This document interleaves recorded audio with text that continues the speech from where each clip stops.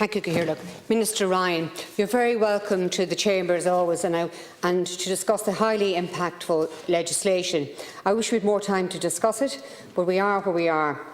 I will admit that I'm slightly worried by the legislation, the far-reaching implications of carbon budgets, sectorial emissions ceilings and the myriad other mechanisms which we will have to employ in order to achieve climate neutrality by 2050 are things which should give everyone pause for thought.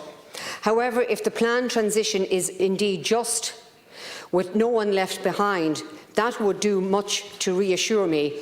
So execution will be key. The fear, of course, is a valid one. This legislation will demand a drastic reorganisation of Irish life, and it is possible that certain industries and sectors could be fatally damaged in the move if the people involved are not sufficiently protected.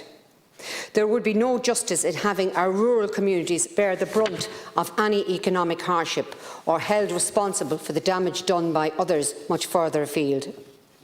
As well as a just transition, we must also have a common-sense transition. If it is really emissions and climate change that we are concerned with, then our measures to combat such must not be confined to our borders.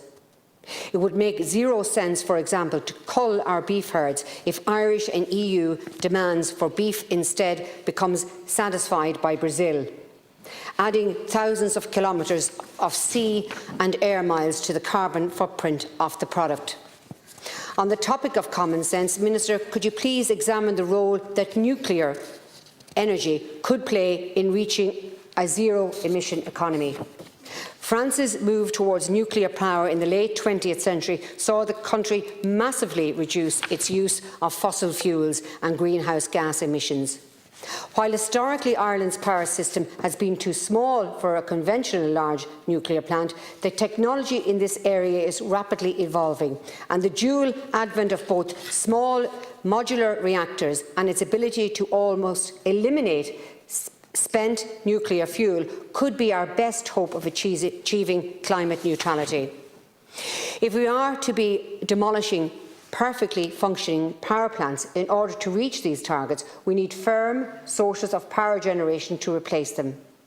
They can provide electricity on request and help other generations source like wind and solar. This is not an argument against renewables. We need more renewables, but we also need to make sure our energy system is secure and reliable. If this climate emergency is as serious as we are told, then we need to be looking at every possible solution to stop it, even the ones we may not like. I also want to talk about the environment protection. There is no mention in the bill of corporate responsibility in this bill. We can all agree that the environmental policy and legislations are vital to protect the environment, not just for the sake of the 7 billion to 8 billion people inhabiting this planet of ours, but also to our children and our generations to come. Rigorous implementation of environmental policy and legislation is certainly good, and it is arguably an ethical and moral obligation. A clean environment promotes and maintains the health and well-being of communities and individuals, consumers and workers. It is also important for the aesthetics and reputation of Ireland's tourism industry, a vital part of our economy, which provides employment for approximately 265,000 people. In such circumstances, it is imperative that we protect the environment in order to ensure long-term sustainable economic growth.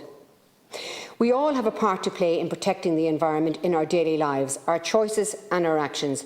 However, the statutory role of the environment protection and environmental lies with the range of departments, 34 local authorities, on Garda Síochána and several agencies. The principal regulator and enforcement body is the EPA. Do you, Minister Ryan, believe that the EPA has all the powers and resources it needs to implement and enforce environmental law in Ireland? I have my doubts. Every year we pay tens of millions of euro to the EU to avoid harsher fines for failing to comply with our environmental obligations as a member state. This could become billions by 2030 if we continue to breach our greenhouse gases emissions limits. Every year we see reports of our lands and our waterways, the lands that feed us and the water we drink, being polluted with untreated sewage and effluent from industry and agriculture. On the topics of fines that the polluter pays, which is at the heart of the environmental law, are those who pollute in Ireland paying to the same extent as polluters in our neighbouring countries?